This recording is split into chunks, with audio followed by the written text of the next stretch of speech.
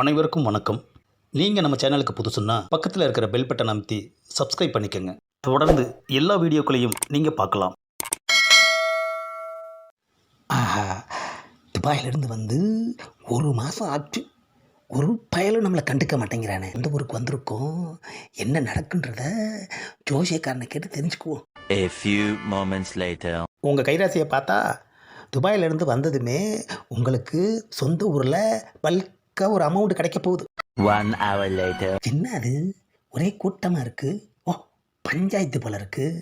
பஞ்சாயத்தை பார்த்து பல வருஷம் ஆச்சு. போய் என்னன்னு பார்ப்போம். ஆ, என்ன அது, பஞ்சாயத்தில் இவன் நிற்கிறான். இவனே பல பேருக்கு தீர்ப்பு சொல்வான் ஐயா. இப்போ இவனுக்கு யார் தீர்ப்பு சொல்கிறது? எப்போ என்ன பிரச்சனை? சொத்து பிரிக்கிற பிரச்சனை. ஆஹா, அவனே சொல்லிட்டான். ஏப்பா, சொத்து பிரிக்கிறதுல என்னப்பா பிரச்சனை? அம்மா, ஏப்பா ஏன்பா கேட்டதுக்கு அறையிற? ஒவ்வொருத்தருக்கும் தனித்தனியாக சொல்ல முடியாது, புரியுதா? போன போது அண்ணன் ஆசைப்பட்டு கேட்குறாரு, நானே சொல்கிறேன். A few moments later. ஏப்பா, இதுதான் பிரச்சனையா? இருக்கிறத ஆளுக்கு சமமாக பிரிச்சுக்கிட்டு போக வேண்டியதானே? என்னோட ஒரு தம்பி ஒத்து வர மாட்டேங்கிறானே. இல்லையுமா குண்டக்க மண்டக்க பண்ணணும். கிடைக்கிறத வாங்கிட்டு சந்தோஷமாக இருக்க பாப்பியா, அதை விட்டுட்டு அடம் பிடிக்கிறியே. ஆமாம், சொத்து எவ்வளோ தேரும்? மொத்தம் 30 லட்சம் ரூபாய். ஆஹா, பல்க் அமௌண்ட் தான் ஐயா. ஆமாம், நீங்கள் எத்தனை பேர் இருக்கீங்க? 3 பேர். அப்புறம் என்னையா பிரச்சனை? ஆளுக்கு 10 லட்சமாக எடுத்துகிட்டு போக வேண்டியதானே? அங்கே தானே சிக்கலே. என்னையா சிக்கல்? ஒருத்தர் செத்துட்டாரே. ஆஹா, செத்தவனையும் சேர்த்து தான் கணக்கு போட்டு அடம் பிடிச்சிக்கிட்டு இருக்கானா? ஏப்பா, அப்போ 2 பேர் தானே?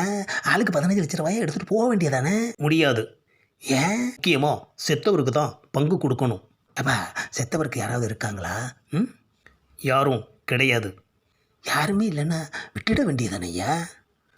அதை எப்படி விட முடியும்? கூட பிறந்த தம்பியாச்சே, நகமும் சதையுமா இருந்தோம். அப்பேற்பட்ட அவருக்கு எப்படி பங்கு கொடுக்காமல் இருக்க முடியும்? அது மட்டும் இல்லை, யாராவது என்னோட தம்பியாக மாறி அந்த சொத்தை வாங்கிக்கேன்னு சொன்னாலும் யாருமே ஒத்துக்க மாட்டேங்கிறாங்க. ஆஹா, தம்பி செத்து போய் என்ன ஒரு சென்டிமெண்ட்டியா? ஏப்பா, அவர் சொல்கிற மாதிரி யாராவது ஒருத்தர் தம்பியா மாதிரி சொத்தை வாங்கிக்க வேண்டியதானே? என்னது, இவ்வளோ பேர் இருக்காங்க, யாருமே பதில் பேச மாட்டேங்கிறாங்க. அப்பன்னா நம்மளே களத்தில் இறங்கிட வேண்டியதுதான். ஜோசியக்காரன் சொன்னது பலிக்க போகுது. நமக்கு ஒரு பல்க் அமௌண்ட் வரும்னா அது இதுதான் போல இருக்குது. ஆமாம், இங்கே பாருப்பா, இந்த நிமிஷத்துலேருந்து நான் தான் உன் தம்பி. போதுமா? அந்த 10 லட்சத்தை நானே வாங்கிக்கிறேன். யோ துபாய்க்காரர, நல்லா யோசிச்சு தான் இந்த முடிவுக்கு வந்தியா? இதில் யோசிக்கிறதுக்கு என்னையா இருக்குது?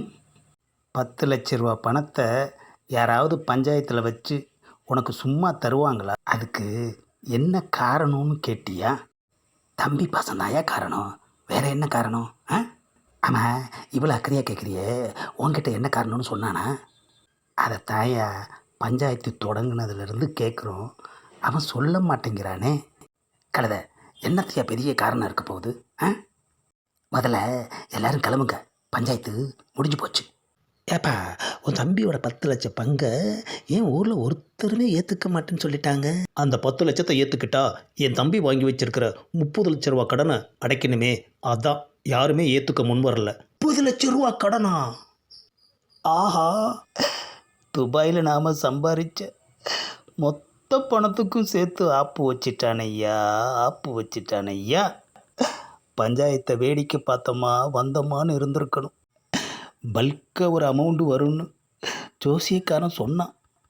இப்போ துபாயில் சம்பாதிச்சதெல்லாம் இப்போ பல்காக போக போகுது ஐயா. ஆமாம், 30 லட்ச ரூபா எப்போ கொடுக்க போகிற? அப்பா, செத்து போன தம்பியோட பங்கு கழிச்சா 20 லட்சம் ரூபா தானேப்பா. செத்து போனவனுக்கு எதுக்கு பங்கு கொடுக்கணும்? இந்த பதிவை லைக் பண்ணுங்கள், ஷேர் பண்ணுங்கள், மறக்காமல் சப்ஸ்கிரைப்பும் பண்ணுங்கள்.